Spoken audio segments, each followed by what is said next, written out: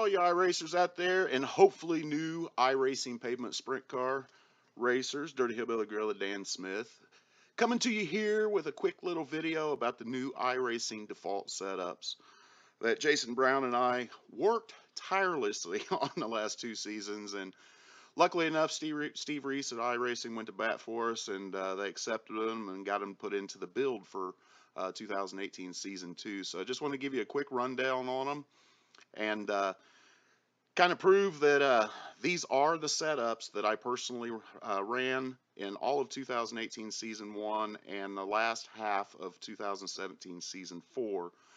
These sets are proven. This set is a proven winner. As a matter of fact, it won the last 4 races of the official season this past season at 3 different kind of tracks. It won at Lanier, it won at USA, and it won at IRP with nothing more than a gear change and maybe a spring change and a stagger change. That's about it. Nothing fancy, no secret setups, not holding back from anybody or anything like that. And I'm not saying I'm the best sprint car racer on iRacing, because I'm not. But I'm fast, I'm competitive, and I can win races and finish top 3, top 5 most of the time. If I don't crash myself. So at any rate, go over a little something here. We are the first race of the season is going to be at Oxford Plains Raceway, and it's going to be the time of day is going to be morning. Let's take a look at info down here, which is the way I'm set up in morning. I've got iRacing default weather set up, which is the same all the time: 78 air temp, 86 track temp, blah blah blah. You'll notice that I have track usage set up at 20%. That's just a personal preference. I do all my testing and practicing at a 20% usage. Why? On a green track with these cars, everybody would think that a green track would be what you want, but it's really not. I find that if I go to 20%, it gives me adjustment either way, that way, depending on what the official session is, if it's cool, if it's hot. And we'll talk about that more in some later videos here in another 2 or 3 weeks. But for right now, I just want to introduce you to this new set. So without further ado, let's do that, man. I'm going to go to iRacing setups here. We're going to page down here to Oxford. We're going to put that setup in. Let's take a look at it. Now, a word of warning: anybody that has raced these cars or has knowledge of these cars in real life, the numbers that you're going to see in sim make absolutely no sense. And I'm telling you, trust me on this, and we're going to prove it here with a few laps that we're going to run here in a second, here in a few minutes or whatever, as quick as I can, man. I'm going to prove to you these numbers work, and that's what we worked on.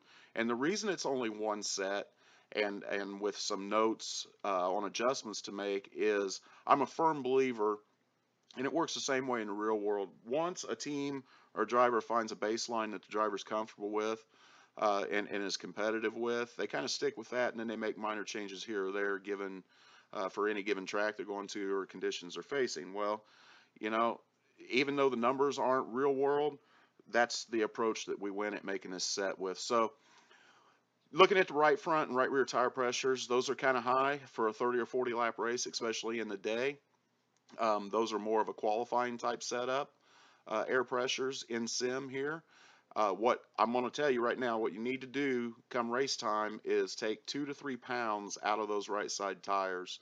You can practice with this and qualify with these air pressures, but you're not going to run a race with them. Knock that front down to 20 or 21 pounds, and knock this right rear down to 19 or 20 pounds.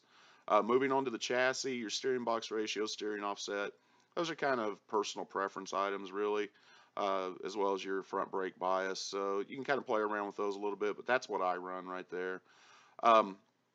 In later videos, we'll talk about this right front spring rate as well as the left rear spring or right rear spring rate. Those are 2 items that are going to be tuning options moving forward with this set. You'll see there's a lot of cross weight in this car. In this set at 61%, which is a huge amount of cross, and some people, oh, that's so tight you're not going to be able to drive it. Well, yeah, it is, but with this car, tight's not a bad thing. I know there's the old cliche saying out there, looser is faster, but with this car is already squirrely enough, so you really don't need it to be way out there on the loose side until you get used to the car. Now, with that being said, This set is going to be competitive right out of the box, even with that crossweight. For here, we're going to run the 569 gear. But moving on with this new set, you'll move to the notes section, and you'll see that these are all the tracks on this year's on 2018 Season 2 schedule, with the gear that you're going to run for that track and any stagger changes that you'll make. And like I said, we'll do a video of some other fine-tuning adjustments from there. The old saying holds true. The hotter the track is, the softer you want your springs, you know, and the cooler the track is, the stiffer you can run your spring rate, and that works with this setup. But right now we're just going to run with it out of the box. So we're going to jump in the car here. I did do a little bit of research before hitting the record button on this for you guys, and I do know that the last time these cars was here was in 2017 Season 2, I believe, and the quickest race time, qualifying time, the quickest race and qualifying time was a high 13.8, like a 13.89 or a 13.88, something like that. So right out of the box, let's see what we can do here with this new iRacing default setup for the Pavement Sprint car. It does take a lap or two for the tire pressures or tire temperatures to come up in this car, along with your hot pressures. So first couple laps, you're just going to be scrubbing the car in, but pay attention to down there in the lower left-hand corner at my throttle, the input, brake input, and steering. So I'm going to shut up and see if I can hit some marks here and lay down a lap for you guys.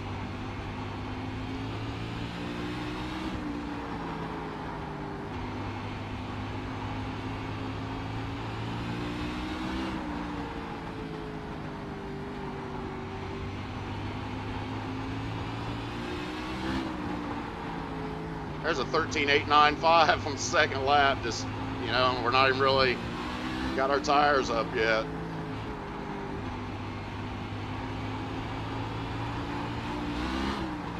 There you go. There's a 9.48. You know, we run basically 3 laps at speed there. Let me jump out of the car here and we'll go look at lap times. And like I said, you know, with a few other adjustments, it would probably get faster than that. But that first lap, you're always going to see that no matter who you are. That first lap's always going to be slow because, like I said, the tires are cold, pressures are down, temperatures are down. So, but right on, you know, next lap we laid down an 8.95, which is right on par with what the 2017 quickest times were.